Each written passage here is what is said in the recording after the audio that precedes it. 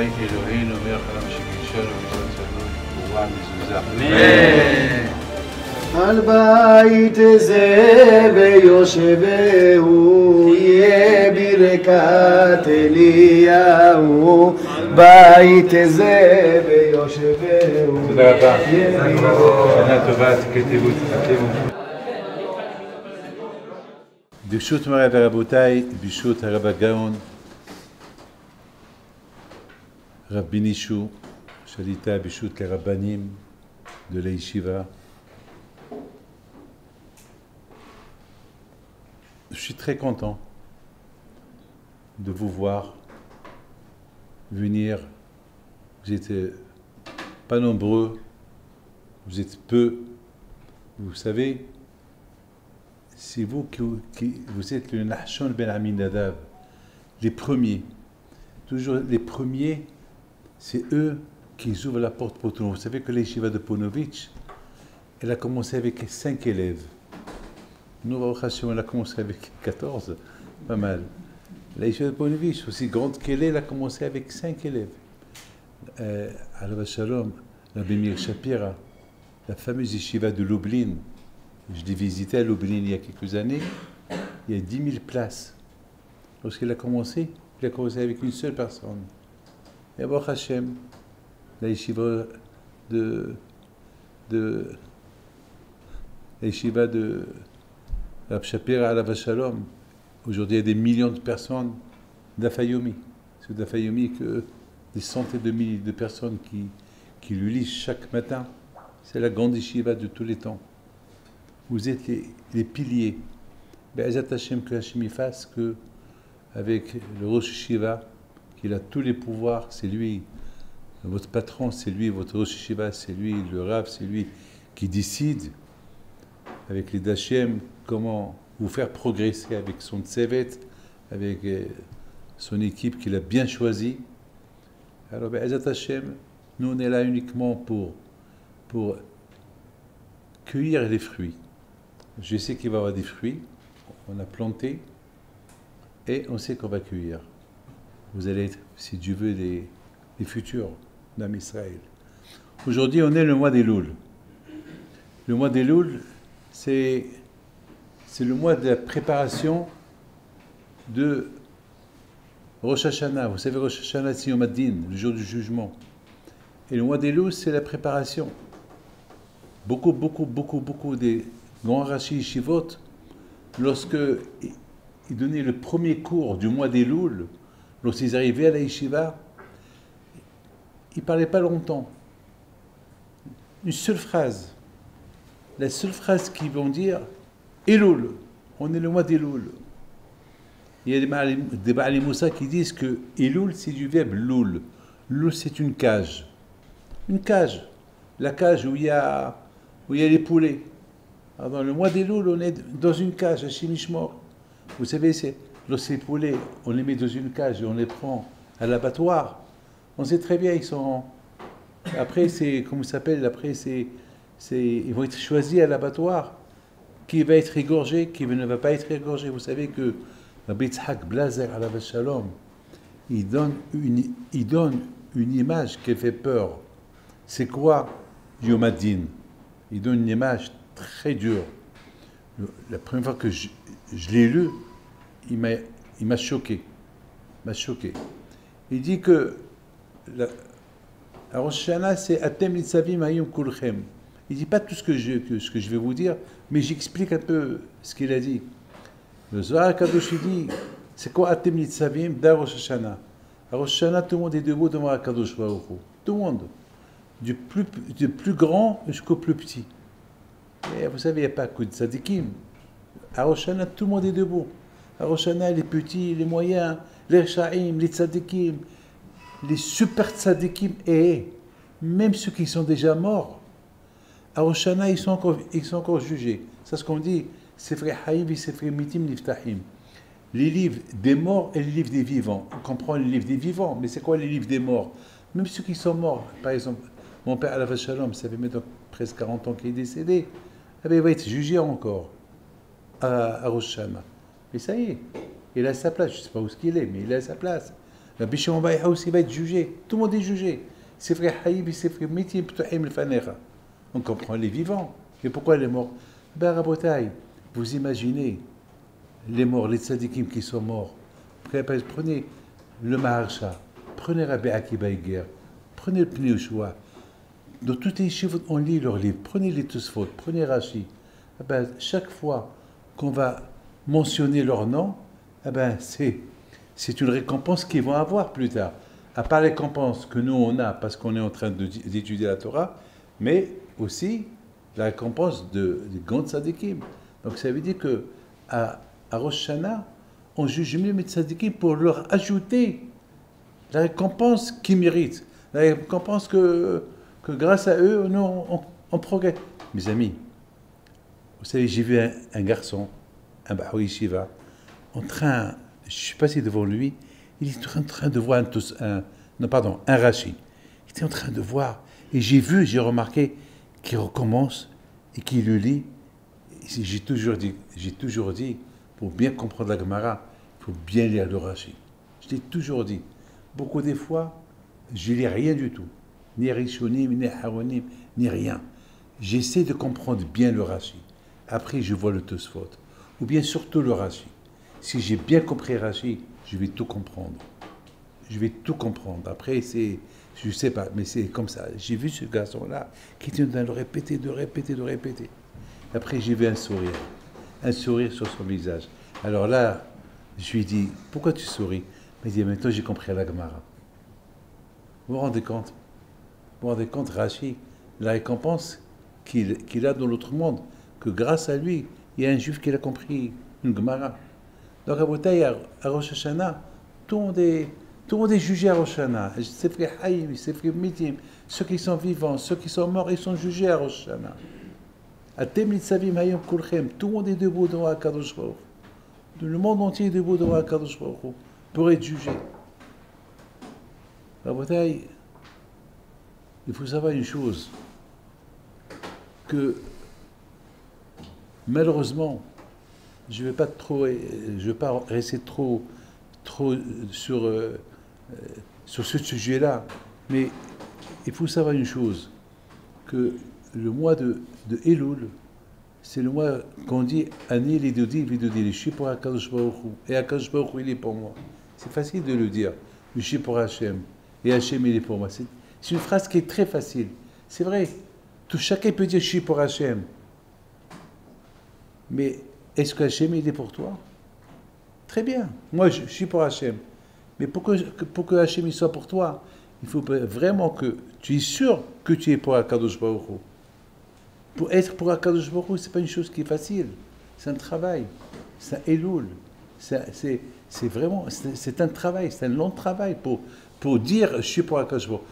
Je vous donne l'image que Rabbi Miller, Rabbi Avigdor Miller, alav shalom, il dit une belle phrase, il dit, vous imaginez, on voit une maman qu'elle marche, et on voit son enfant qui marche derrière sa mère. Même s'il y a des milliers de femmes autour, bien sûr, le bébé, il va voir que sa mère. Il ne va pas avoir une autre femme. Il ne va pas avoir une autre maman. C'est sa mère. Alors j'ai réfléchi, j'ai dit, c'est beau. HaKadosh Baruch Hu, lui, c'est notre papa. Banim atem l'Hashem Elokerem. Est-ce que lorsqu'un enfant il marche à côté de son père, il le suit, on sait tous, c'est son père. Tout le monde sait, l'enfant aussi, il sait que c'est son père. Il est en train de suivre son père. Nous qui on est de côté, on sait, ce garçon, il suit son père. Est-ce que Hachem, il marche, Hachem, Olech Vnehem, Hachem, il marche devant nous. Est-ce que nous, on sait que c'est lui, Avinu, et c'est lui, notre père, et c'est lui. Ça, c'est pas facile, hein. Ça, c'est un travail. C'est un travail que la personne, et HaKadosh Baruch Hu nous a donné ce mois de Elul. Ce mois de Elul, Ani Lidodi, Vidodili, je suis pour HaKadosh Baruch Hu, HaKadosh Baruch Hu, il est pour moi. Pour dire que je suis pour HaKadosh Baruch Hu, c'est un travail. C'est un grand travail personnel que chacun de nous, il doit se faire travailler pour sentir que je suis pour HaKadosh Baruch Hu. Bien sûr, les grands tzadikim, comme je sais pas, les grands tzadikim, eux, ils pouvaient dire Ani les doudi, bidoudi li. Eux, ils peuvent se permettre de dire cette phrase. Mais nous, on vit dans un monde matériel, on vit dans un monde, on voit ce qu'on n'a pas le droit de voir. On ne cherche pas à voir, mais on est obligé de voir. C'est pas qu'on est obligé de voir, mais le ma'asé, c'est comme ça. On est dans un monde où on est à l'aéroport, on est dans un avion. C'est dur. C'est dur de ne pas voir. C'est dur. Même, il faut fermer les yeux, mais on ne peut pas fermer les yeux. Il faut qu'on ouvre les yeux. Alors, parfois, on voit ce qu'il ne faut pas voir. Et maintenant, après, je dis, Ani les doudi, vedudili. Il faut bémettre, c'est une préparation personnelle de chacun de nous pour que Bémet, il arrive à Rosh Hashanah. Pour qu'il arrive à Rosh Hashanah, il arrive à Rosh Hashanah prêt, propre, pour être devant Akadosh Baruch Hu. Vous savez que le monde a été créé le 25 Elul. Vous savez, je suis en train de réfléchir. Ce matin, j'arrivais pas à dormir ce matin tôt, et j'ai commencé à réfléchir un peu sur le jour de la création du monde, le 25 Elul. Et à Adlam Arishon, quand il a créé le premier jour de Tishrei, ça veut dire le vendredi. Vous savez très bien que lorsqu'un architecte il veut construire un grand immeuble, un complexe, je ne sais pas quoi, il a des livres. Une fois, j'ai vu il y a un Brésilien, un juif du Brésil, il m'a fait rentrer dans une chambre. Il m'a dit, Rabbi David, est-ce que tu peux me faire une bracha à tous ces dossiers? Une chambre, peut-être plus grande que ce Beth Midrash là, avait-il. Il y avait là-bas que des dossiers, des plans. Il m'a dit, c'est presque une ville qu'il veut construire, et tout ça, c'est des dossiers. Alors imaginez-vous, Hachem, il a créé ce monde. Les dossiers qu'il avait, parce que Hachem, c'est l'architecte. On dit, quand il a vu la Torah, comme un architecte. Il y a des dossiers. Vous savez, mes amis, je vous dis quelque chose. Il y a un chercheur dans les animaux, une fois je l'ai rencontré dans un avion, il m'a dit que ça a pris à son équipe presque 40 ans, lui verrez qu'il a pris la relève, rien que pour comprendre la fourmi. 40 ans pour comprendre. Et il a dit, on n'a pas encore tous les éléments, rien que la fourmi.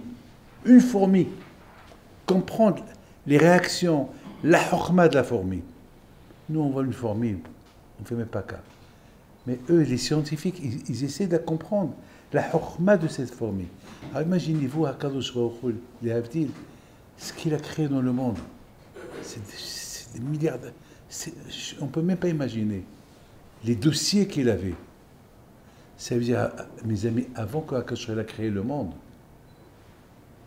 il avait tout devant lui. Avant le 25 Elul, il avait tout devant lui. Il avait tous ces dossiers devant lui. Il y avait des orotes, il y avait des lumières, je ne sais pas, mais nous on était présents. Parce que Hachamim disent que les Nishamot, ils ont été créés avant la création du monde. Donc on était à côté de Akadosh Baruch Hu, comme des spectateurs. Il y avait la Torah aussi, et il y a Akadosh Baruch Hu. Il n'y avait pas de Malachim. Les Malachim ils sont nés plus tard. Hachem seul, Hachem Levado. Et qui avec lui? Non. Les Nishamot Tzadikim. Nous, Am Israël. Parce que nous, on s'appelle Rishit. Am Israël, on s'appelle Rishit. Et la Torah, elle s'appelle Rishit. Et Akadosh Baruch Hu, c'est Rishon. Au Rishon ve'Aharon. Akadosh Baruch Hu, c'est le premier, c'est le dernier. Akadosh Baruch Hu, c'est Akadosh Baruch Hu. On était là. On regarde comment Akadosh Baruch Hu crée le monde. Et Hachem, il nous montre. Vous voyez? Et on était présents. On a vu. On a vu que tout ce que Hachem a créé, il a créé pour nous. Et dans tout ce qu'il a créé avec la Torah. Ça veut dire que là où vous allez, il y a la Torah. Vous allez en Australie, vous allez à la Lune, vous pouvez même étudier la Torah si vous voulez. Vous allez à Mars, là où vous allez n'importe quelle planète, n'importe quelle galaxie, cette galaxie aussi a été créée avec la Torah. Donc il y a la Torah de partout. Donc moi j'imagine que voilà, on est le 20... J'ai pensé, c'est la raison pourquoi le 25 Elul, chaque juif, il sent quelque chose. Il est spécial le 25 Elul. C'est comme quelque chose qui se réveille en nous. Il y a quelque chose qui se réveille en nous, pas le 25 Elul, le mois de Elul. Il y a quelque chose qui se réveille en nous. Parce que, qu'est-ce qui se réveille en nous? Il se réveille en nous le besoin de s'approcher de Hakadosh Baruch Hu. On a besoin de s'approcher. On a besoin d'être Ani Ledodi et Vedodili. Elul. Et c'est la raison pourquoi on est comme tous dans une cage. Le mois d'Elul, tous les juifs, ils sont comme dans une cage. Tout le monde est là. Tout le monde est dans une cage. On est là. Le mois d'Elul, on sent quelque chose. Et c'est la raison pourquoi Moshe Rabbeinu alav shalom, il a choisi de monter à Sinaï le premier jour de Elul jusqu'à Kippour. Je vous pose une question. Pourquoi il avait besoin encore de monter? Ça suffit. C'est quoi la raison, Bémet, que Hachem il a voulu qu'il monte le mois? Parce que le mois d'Elul, c'est le mois des Lumières. C'est le mois des Lumières qu'ils ont précédé avant la création du monde. Parce que pendant le mois d'Elul, il y avait tout. Tous les dossiers, ils étaient là devant Kadosh Baruch Hu pour pouvoir créer le monde le 25 Elul. Et jusqu'au jour de Tishri, premier Tishri qu'il a créé Adam Rishon. Écoutez très bien, qu'est-ce qu'il dit, Rabbi Yitzhak Blazer. Il dit une phrase qui fait peur. Il dit que à Rosh Hashanah, tout le monde passe devant Hakadosh Baruch Hu. Comme qu'on dit, c'est comme un berger qui fait passer quiconque son troupeau. Il compte. Ou bien, il voit le troupeau, il voit celui-là, ça il faut l'égorger, il fait un trait rouge. Ou bien, l'autre, il est encore petit, on peut le laisser encore vivre. Et il choisit, le berger choisit. Et il dit Rabbi Yitzhak Blazer, à Rosh Hashanah, chacun, il passe devant Hakadosh Baruch Hu, et Hakadosh Baruch Hu regarde, et il y a Miyahye, Miyamout, qui va vivre, qui ne va pas vivre, qui va être riche, qui va être en bonne santé, qui va Hashemishmo, qui va mourir, etc., etc. Et personne ne le sait. Est-ce que cette vache qu'il est passé devant le berger, et qui lui a fait un signe rouge, est-ce qu'elle sait quel signe lui a fait? Elle ne voit pas la couleur. Elle sait qu'on l'a caressé, pas plus. Mais si elle savait qu'on lui a mis là-bas un signe rouge, ça veut dire ça y est, ils vont l'égorger. Elle serait sauvée, mais elle ne sait pas. C'est exactement nous, on ne sait pas. On ne sait pas quelle couleur Hakadosh Baruch Hu il va mettre sur nous. Ça, ce n'est pas mes paroles, c'est les paroles de Yitzhak Blazer alav shalom. Pour ce safek, pour ce doute qu'on ne sait pas, qu'est-ce qu'il va nous avoir? Quelle approche Hakadosh Baruch Hu va avoir vis-à-vis de nous à Rosh Hashanah? Alors, parce qu'on est tous comme dans une cage. Et la cage, elle s'ouvre, on ouvre la cage. À Rosh Hashanah, et tout le monde passe, tout le monde sort de la cage. Et Loul, c'est la cage. Et tout le monde sort de la cage. Et il y a ce signe qui se fait sur le dos de la personne. On ne sait pas qu'est-ce qui va se passer. Vous savez, mes amis, il faut savoir une chose. Hakadosh Baruch Hu nous a donné des kohot. Vous savez, le Rav de Brisk alav shalom, il dit une phrase magnifique. Je l'ai lu Shabbat. Il dit, on raconte sur lui, une fois il était avec ses élèves, ils étaient dans le marché, et voilà, il voit un chariot avec deux chevaux, et le cocher, il frappe les chevaux, il les frappe pour qu'ils roulent plus vite. Et les chevaux vont courir. Et le rabbi de Brisk pose une question. Il dit à ses élèves, mais pourquoi les chevaux ne se révoltent pas? Ils sont forts. Ils sont très forts. Pourquoi ils ne se révoltent pas? Pourquoi ils ne vont pas renverser le chariot et prendre le cocher et lui casser la tête? Pourquoi c'est lui qui les frappe? Pourquoi il les frappe? Quelle est la raison? Alors, ses élèves, ils regardent le Rav Brisk, et vous savez pourquoi? Parce que les chevaux, ils ne savent pas leur force. Eux, ils ont été entraînés rien qu'à tirer les chariots. C'est tout. Pour eux, ils sont là pour tirer les chariots et recevoir des coups. Ils ne savent pas qu'ils sont forts. Ils ne savent pas qu'ils ont des forces. Hachem ne leur a pas donné ce savoir pour savoir qu'ils sont forts. La différence entre nous et eux, nous on a des forces. Nous on connaît nos forces. Par exemple vous. Là, je vous donne l'exemple de vous. Vous. C'est une force de venir étudier à la yeshiva. Ben, vous êtes tous des beaux garçons. Vous êtes tous des garçons que vous aurez pu choisir à l'université. Je ne sais pas, faire comment ça s'appelle, des études hall. Et vous avez choisi la yeshiva. Vous êtes venu étudier. C'est beau découvrir ça, vous savez, avant-hier. Non, par exemple, il y a trois semaines, j'ai vu un beau garçon à Toronto. Un beau garçon qui a 15 ans. Vous savez, il m'a posé une question. Il m'a dit, Rabbi David, je veux une bracha que je suis comme mon père. Un garçon de 15-16 ans, bien habillé. Je dis, comme ton père. Pourquoi comme ton père? C'est quoi ton père? Il me dit, mon père, c'est un grand Ba'at Tzedaka. Et toute la journée, il étudiait la Torah. Et ses affaires, il marche tout seul. Comme ça, il m'a dit. Je vais être comme lui. Je veux moi aussi étudier la Torah toute la journée. Et c'est le seul garçon unique. Il n'a pas de sœur, pas de concurrence. Il n'a pas de frère, il n'a pas de sœur. C'est-à-dire qu'après 120 ans, son père lui laisse une richesse colossale. Et qu'est-ce qu'il demande? C'est quoi? C'est quoi son désir le plus grand? Être comme son père. Je l'ai pris, je l'ai embrassé la tête. Je lui ai dit, si tu as une ambition d'être comme ton père, mettons de cet âge, au lieu qu'il cherche à avoir des téléphones, au lieu qu'il cherche à avoir une Porsche, au lieu qu'il cherche d'avoir, je ne sais pas moi, à sortir, à penser au voyage. Je connais beaucoup des enfants, ils pensent qu'à des bêtises. À quoi ils pensent? Il va être comme son père. Alors je lui dis, puis déjà tu dis, tu vas être comme ton père, alors demande à Hachem que tu sois plus que ton père. Que tu sois plus que ton père. Mais d'où ce garçon de 15 ans, il a ses forces? D'où? Ben, c'est des forces que chacun de nous on a.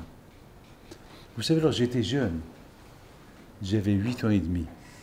J'ai entendu mon père dire à ma mère, ici on envoie David à la yeshiva. On était à Essaouira. À Essaouira, il n'y avait pas d'yeshiva. Il n'y avait rien du tout. 8 ans et demi. Vous savez c'est quoi 8 ans et demi aller à la yeshiva? Alors ma mère, elle a dit d'accord. Et il y avait une yeshiva à El Jadida, Mazagan. C'est à 200 km d'Essaouira. C'est Rav Moshe Ibghi, alav shalom, qui l'a ouvert. C'est Or Yosef. C'était Rabbeinu Gershon Livman. Il était l'élève de Rabbeinu Gershon Livman. Donc, je suis resté là-bas un an et demi. Je venais à la maison à Pessah et à Sukkot. Déjà, c'était pas facile. J'avais que 8 ans et demi. Maintenant, j'ai 11 ans et demi. 11 ans. Alors là, j'entends mon père. Encore une fois, je rentre dans une discussion. Je vois Rabbi Moshe Ibghi avec mon père assis. Et je vois qu'ils étaient en train de discuter pour encore m'envoyer à la yeshiva. Mais pas à Fublen, pas à rester au Maroc, m'envoyer à Fublen, en France. Et celui qui va en France, pour qu'il revoie ses parents, après 2 ans, 3 ans, 4 ans. À l'époque, il n'y avait pas des avions, il n'y avait pas. On allait dans les trains, dans les bus. Et je regarde ma mère, c'est la réaction de ma mère, et ma mère commence à pleurer. Elle dit à mon père, alors ça veut dire qu'on ne l'a pas vu déjà 1 an et demi, donc maintenant ça veut dire qu'on ne va plus le voir. Peut-être, eh bien, mes amis, mon père il dit à ma mère, un jour on va le voir, mais on va le voir. Lui va nous voir. Et un jour, il va être un bentora. Ici à Essaouira, il va être quoi? Coiffeur? Mécanicien? Quoi? Qu'est-ce qu'il va être là? Qu'est-ce qu'il va devenir à Essaouira? Il n'y avait pas d'yeshiva, il n'y avait rien. Donc, ma mère n'avait pas le choix. Donc ils m'ont envoyé à Fublen. Ça veut dire que je n'ai pas vu mon père pendant 1 an et demi. Et après, je ne l'ai pas vu 7 ans. Ça veut dire, en tout, je n'ai pas vu mon père 8 ans et demi. Je l'ai vu en 8 ans et demi, peut-être 3 à 4 fois. Qui fait ça? Ça, c'est des parents. C'est des forces. Moi, je ne suis pas capable de faire ça pour mes enfants. Ça veut dire que chacun de nous, il a des forces. On ne les connaît pas. Mais on peut les découvrir. Et je pense, je termine, le mois d'Elul, c'est là où on découvre nos forces. Vous savez pourquoi? Parce que le mois d'Elul, on est tous, on respire ces lumières avec lesquelles Hachem a créé le monde. Hachem, il est proche, il est à côté, il est partout. Parce que chaque année, ça c'est comme qui dit le Mahal, il dit que chaque fête, il se réveille dans la fête, les lumières de la fête. C'est-à-dire que chaque Pessah, il y a les miracles, et les lumières que Hachem il a fait à Pessah, et les miracles qu'il a fait pour les bénis Israël, chaque année ça se réveille. Donc on sent Pessah, Rosh Hashanah pareil, Kippour. À Kippour, ça se réveille en nous. Pourquoi Kippour c'est le jour le plus important chez les Juifs? Que même les Hilonim, même ceux qui sont loin d'Hachem, Kippour, mais ils vont même pour 5 minutes à la synagogue. Pourquoi? Parce qu'à Kippour, il y a eu la phrase que Hachem a dit à Moshe, Salahti kidvarecha, je pardonne. Alors cette phrase-là, je pardonne, qui a été dite à Kippour, elle se réveille dans chaque cœur du Juif. C'est pas possible. C'est pas possible. Et chacun, selon chacun, comment il est proche d'Hachem, ils sont ce Salahti kidvarecha. Donc, Rabotai, le mois d'Elul, il est très spécial. Le mois d'Elul, et surtout, Rabotai, on est tous conscients que lorsque Hachem il a créé Adam Rishon, nous tous, on était dans le corps d'Adam Rishon. Tous les Neshamot. Adam Rishon, il a fauté, on a fauté avec lui. Hachem, il a pardonné à Adam Rishon, alors il nous a pardonné aussi. Donc, Rabotai, il y a ces forces qui se réveillent en nous pendant le mois de Elul. Vous savez, Rabotai, qu'est-ce que la Gemara dit? La Gemara dit que lorsque le Moshe a venu monter à Sinaï, pour la 3e fois, le mois d'Elul, il a dit au Bnei Israël, écoutez, faites bien les comptes. Dans 40 jours, je redescends. Attention, ne faites pas comme avant. Ah, je vous pose une question. Est-ce que les Israéliens sont bêtes de refaire encore une faute? Dites-moi, je vous pose cette question. Je comprends la première fois, ils se sont trompés. Ils ont cru que Moshe Rabbeinu ne va pas revenir. Ils ont fait la faute du veau d'or. Mais la 3e fois, maintenant qu'il leur a dit, maintenant je monte pour apporter l'étape de la loi. Il leur a dit alors, faites attention, comptez bien, 40 jours. Alors qu'est-ce qu'ils ont fait? Chaque jour, ils ont commencé à sonner le chauffard. D'ailleurs, c'est pour ça qu'on sonne le chauffard, nous les Sfaradim, pendant tout le mois d'Elul jusqu'à Kippour. Enfin, les 40 jours, chaque matin. Pourquoi? De peur qu'ils vont refauter, que peut-être le Sahara, il va encore les pousser à faire une... Mais c'est pas possible. Un enfant, s'il brûle, tu lui mets une bougie, il touche le feu, il se brûle, apporte-lui encore la bougie, il ne va pas mettre sa main. Ici, il a peur. Moi j'ai fait l'expérience. J'ai fait l'expérience avec mon petit-fils. J'ai mis la bougie à côté de lui, il a mis ses mains, il s'est brûlé. Après, j'ai remis la bougie. Une semaine plus tard, il n'a pas approché. Il sait qu'il va se brûler. Dans les blissés, ils ne vont pas se brûler. Encore une fois. Mais mes amis, avec le Sahara, ça ne marche pas comme ça. Le Sahara, même chez les tzadikim, ils les embêtent. Qu'est-ce que vous croyez? Vous croyez que le Sahara, c'est du feu, le Sahara. C'est du feu, le Sahara. Ne croyez pas.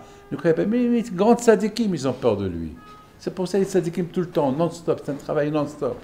Non, c'est ce que Haram dit, ils disent que les tzadikim, ils sont bien. Les tzadikim, le Sahara, il est dans leurs mains. Ils ne le lâchent pas, Parce que c'est rien qu'ils jouent un peu les mains, ils le lâchent, ils peuvent tomber, Hachem Ishmor. Ils ne le lâchent pas. Tzadikim, ils sont bien. C'est la raison, Rabotai, pourquoi ce mois de Elul, Rabotai, c'est un mois, on sent HaKadosh Baruch Hu. Parce que on était devant HaKadosh Baruch Hu, c'est des moments extraordinaires. C'est des moments que chacun de nous, ils sont cette période que mon cher Rabbeinu il est monté à Sinaï, depuis le premier jour de Elul jusqu'à Kippour, c'est des choses qu'on sent. Il n'y a que le juif. Magid, Devarav, Yaakov, Okav, Mishpatay, Israël, le Asachin, Cholgoy. Il n'y a que nous, il n'y a que les Am Israël qui sentent. Il n'y a que nous qu'on sent ça. Je termine avec une belle phrase, une très belle histoire. Vous savez, c'est l'Eloula de mon père Be'ez Hashem, samedi soir. Jamais j'oublierai que lorsque mon père Alav Shalom, lorsqu'il était, il était diabétique, à l'époque il n'y avait pas encore comment ça s'appelle, les traitements qu'il y a aujourd'hui. Aujourd'hui, bon Hachem, il y a beaucoup de traitements. À l'époque, donc mon père était presque aveugle. Donc, ici, ils ont dit tu as le diabète, tu as le sucre dans les yeux, mais il n'y avait pas. Alors je me suis renseigné, on m'a dit qu'à Manchester, en Angleterre, il y a un spécialiste des yeux. Et c'était le mois d'Elul. Alors j'ai dit à mon père, voilà, il y a un spécialiste à Manchester, voilà, on va. Et au départ, à la fin, il me dit, écoute-moi, alors si on va, je voudrais bien... Est-ce qu'il y a un zoo à Manchester, en Angleterre? J'ai un zoo, oui, bien sûr qu'il y a. Parce que moi, je connais bien, j'étais allé chez Sunderland, on nous envoyait 2 fois par an à Manchester pour passer les fêtes chez le Baal Bati. Pour vous dire, on n'allait pas chez nous. Pendant les 10 ans que j'étais à la Yeshiva, on nous donnait un Baal Bait. Pour les fêtes, Sukkot et Pessah, Rav Shammai Alav Shalom, il nous donnait un Baal Bait. On passait là-bas les fêtes chez eux. Une fois à Londres, une fois à Manchester. En général, lorsqu'on est bien chez un Baal Bait, on ne le change pas, on reste avec lui tout le temps. Chaque fois il devient presque comme un papa pour nous. Et il nous gâte, voilà. Et on est parti à Manchester, chez M. Greenbaum. C'était lui le Baal Bait. Donc maintenant, le rendez-vous avec le médecin, je suis parti avec mon père. Il y a quelqu'un qui nous a accompagnés, mais on devait marcher. Il fallait se garer quelque part. On devait marcher à pied. Et j'ai vu mon père Alav Shalom. Il ne voyait pas très bien. Il marche. Il marche vite. Il nous a même dépassés. J'ai dit, papa, on dirait que tu connais la route. Il m'a dit, oui, il n'a pas répondu. Il marche. Et après, il est tourné. Après, il s'est arrêté devant une maison. C'était le docteur. J'ai dit, papa, mais M. Greenwood, il y avait avec nous Rabbi Israël Milul aussi. Et chacun, il regardait l'autre, mais comment il connaît la route? Et la rue, le docteur, le nom.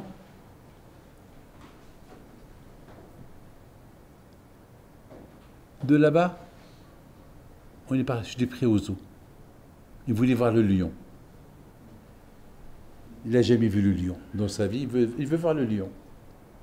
Je l'ai pris. On a pris une cage. Il voit le lion. Et il a commencé à parler tout seul. Et vous vous rendez compte, Kadosh Baruch Hu, il a fait des rois. Il a nommé des rois pour les hommes. Il a nommé des rois pour les lions, pour les animaux. Il a nommé des reines. Et je t'abats chez moi, il commence à parler. Elul. Après, il a dit, Elul, c'est le lion. Arisha Ag Miloera. Un lion, il crie, qui n'a pas peur? Alors, bien sûr, vous connaissez très bien la fameuse histoire. Le lion, il crie, tout le monde a peur. Et le mois d'Elul, le lion, il crie, et personne n'a peur. Mais à Rabotaï, c'est parce que on est loin de Anili Doudi Vidoudili. Si on n'a pas peur, vous savez que Bissay Salanter, il avait une très belle écriture. Mais le mois d'Elul, il écrivait très mal. Lorsqu'on posait la question, comment ça se fait que tu écris mal? Il a dit, mais c'est Elul! C'est le mois d'Elul! Voilà la réponse à lui. Mais est-ce que nous, on sent la peur que lui, il a? C'est qu'on est loin.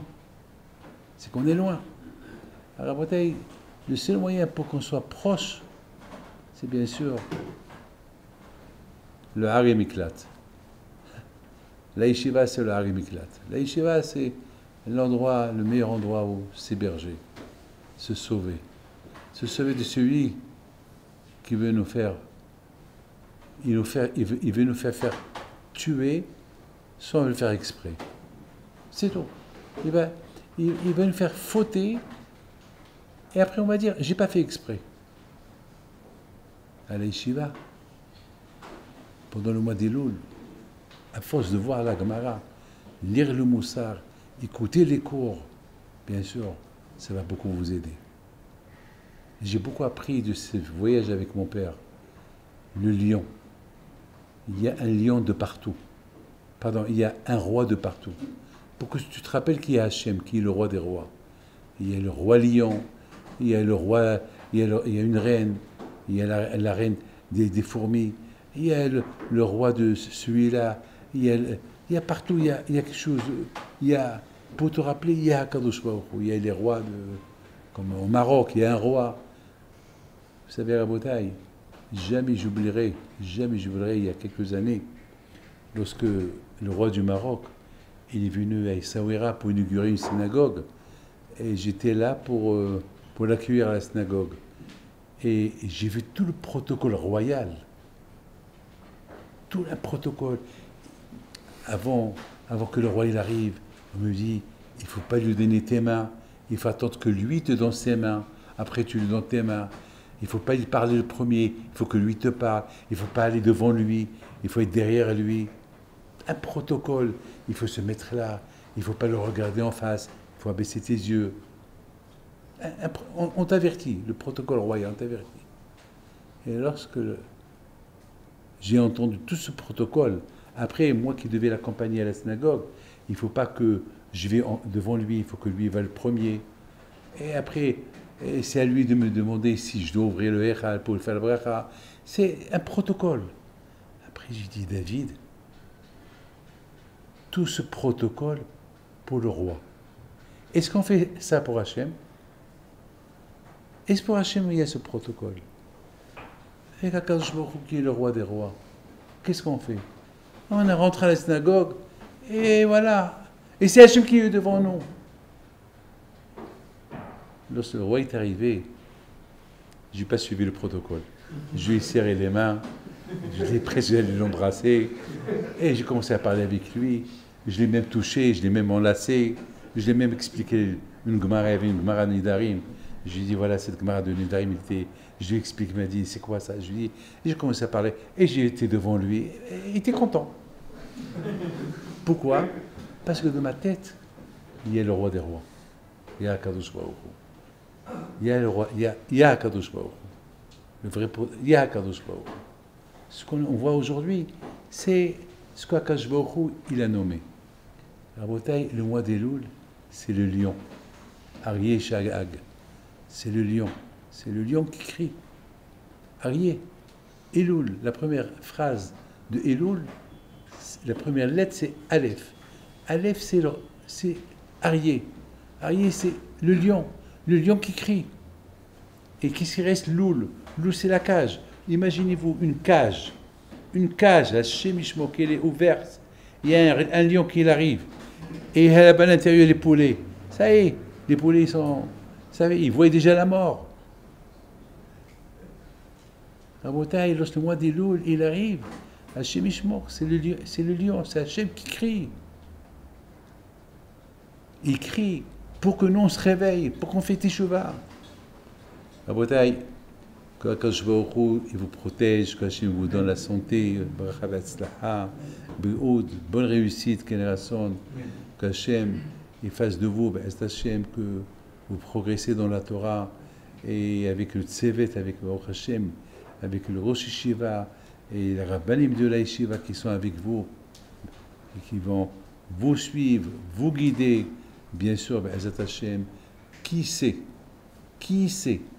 qui parmi vous il va être un jour un Gadolador? Peut-être vous tous, on ne sait pas, peut-être vous tous, on ne peut pas savoir. Tout dépend, chacun l'ashka, chacun comment il va être impliqué dans l'étude. Bien sûr, on a oublié une personne qui est derrière la yeshiva, c'est Rabbi Moshe, mon fils, Rabbi Moshe Aron Pinto, qui m'a appelé papa. Est-ce qu'ils ont tout? Moi, je ne suis pas là-bas en Israël pour savoir, est-ce qu'il leur manque rien du tout? Donc voilà, que Hachem vous donne bracha v'atzlacha.